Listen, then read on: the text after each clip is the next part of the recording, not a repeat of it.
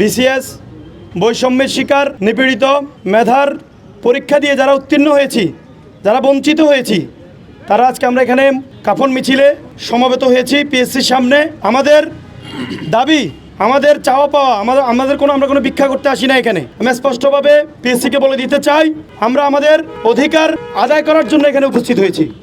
আমরা 45তম বিসিএস উত্তীর্ণ হয়ে, ভাইবা উত্তীর্ণ হয়ে আমরা আজকে নিয়োগ বঞ্চিত, সুপারিশ বঞ্চিত, অথচ পিএসসির হাতে যথেষ্ট পরিমাণ পোস্ট আছে। পিএসসি আমাদের তিনটি স্পষ্ট দাবি আমি সংবাদ মাধ্যমের মাধ্যমে সমগ্র বাংলাদেশের আপামর জনতাকে এবং প্রশাসনকে, পিএসসিকে আমি জানিয়ে দিতে চাই। আমাদের তিনটি দাবি। প্রথম দাবি হচ্ছে সম্পূরক রেজাল্ট। 44তম বিসিএস গ্যাজেট প্রকাশের পরে 45তম বিসিএস প্রার্থীদের সম্পূরক রেজাল্ট প্রকাশ করতে হবে। এবং দ্বিতীয় দাবি, নন ক্যাডারে যে আমাদের পোস্টগুলো কেটে নেওয়া হয়েছে, বাদ দেওয়া হয়েছে, সেই পোস্টগুলো প্রদানপূর্বক অধিযাচনের মাধ্যমে নতুন পোস্ট যোগ করে যেভাবে 44তম বিসিএসকে 4000 পোস্ট দেওয়া হয়েছে, আমাদেরকে কেন 545টা পোস্ট দেওয়া হলো? আমরা কি একই পরীক্ষা উত্তীর্ণ হয়ে আসি নাই?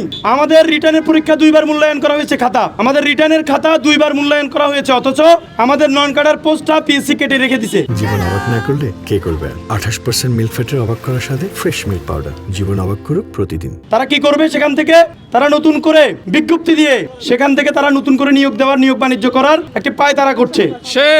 এটার তীব্র নিন্দা জানাই আমরা দাবি করতে চাই, নন ক্যাডার প্রত্যাশী যারা আছি আমরা, ক্যাডার নন ক্যাডার, তাদেরকে অধিযাচনের মাধ্যমে নতুন করে পদ অ্যাড করে আমাদেরকে নিয়োগ নিশ্চিত করতে হবে। ঠিক কিনা বলেন? সম্পূরক রেজাল্ট নাম্বার 1, নাম্বার 2 সবগুলো সম্পূরক রেজাল্ট নাম্বার 1, নাম্বার 2 হচ্ছে নন ক্যাডার পদ বৃদ্ধি করে নতুন করে রিচয়েস প্রদান। 3 নম্বর হচ্ছে আমাদের প্রিলির রিটার্ন এবং ভাইবার মার্কস প্রকাশ করতে হবে। কে কত মার্কস পেয়ে নিয়োগ পাচ্ছে সেটা জানার অধিকার আমাদের আছে। আপনারা চাইলেই কোন স্বৈরাচারের দোষরকে আপনারা চাইলেই ভাইবাতে অসীম একটা মার্কস দিয়ে তাদেরকে নিয়োগ দিতে পারেন না, সেটাই করছেন আপনারা। আমরা দেখতে পাচ্ছি সন্ত্রাসী সংগঠনের বহিষ্কৃত নেতারা পিএসসিতে নিয়োগ পায়, এখন মেধাবীরা বঞ্চিত হয়।